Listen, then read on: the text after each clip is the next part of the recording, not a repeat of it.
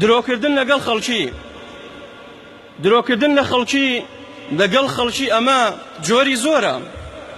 لە سەرووی هەموویانەوە خراپترینیان ئەوەیە زانایانە فەرموون كذب الملوك والرؤساء والسياسيين درۆی حاکم و دەسەڵاتدارەکان درۆی مەسئوولەکان و درۆی ئەو کەسانی کەوا پادشا و دەسەڵاتدارن ئەمانە با بزانین چۆنە پێغەمبەری خوا فەرمی عليه الصلاة والسلام أبو هريرة بۆمان دەگێڕێتەوە حديثك لە صحيح مسلمة أفرميت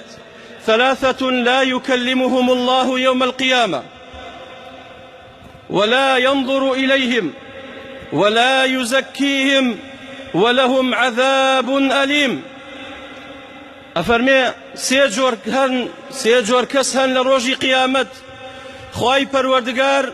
لا يكلمهم قسيان لقلاناك دواتا زور توريليان ولا ينظر إليهم تنانت تماشاشيان ناكات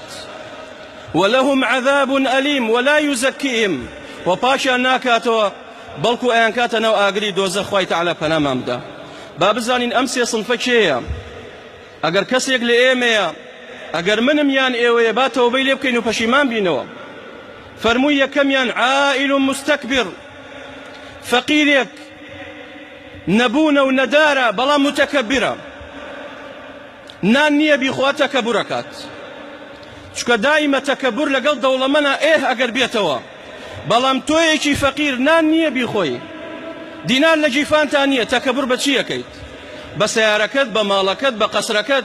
تكبر بچيه كيت أما أمتشينا أم جورا كسان خواي تعالى توريليا نقصيان لقلناك وأيان كاتنا وأقري جهنمو دوميان شيخ زاني پیاوێکی بەتەمەن سەر و ڕیشی سپی کردووە بە ساڵاچوو خەریکی زیناکردن و فاحیشە و داوێن پیسیە خوای تەعالە پەنامان بدات بۆچی ئەمە خوای تەعالە تەماشای ناکات و ڕەحمی پێ ناکات بۆی کاتەنەوە ئاگری جەهەنەمەوە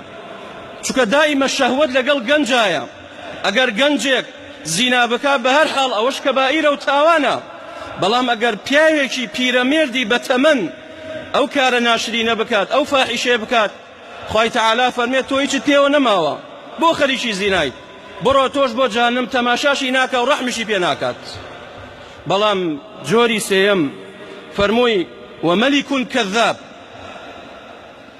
دەسەڵاتدارێک حاکمێک سیاسەتمەدارێک درۆ بکە لەگەڵ ملەتەکەی خۆی تۆ پادشای تۆ حاکمی تۆ دەسەڵاتداری تۆ حیمایەت هەیە تۆ جەیشت هەیە لە کێ ترسی درۆکەیت بەڵام درۆکات ئەو جۆرە کەسانە لە ڕۆژی قیامەت خوای تەعالە ڕەحمیان پێ ناکات و تووڕێ لێیان و ئەیان کاتە ناو ئاگری جەهەنەمە و پاکیانش ناکاتەوە لەو تاوانە بە ژۆرەی تاوانی خۆی خوای تەعالە عیقابی ئەدا و مستحقی ئاگری جەهەنەمەکات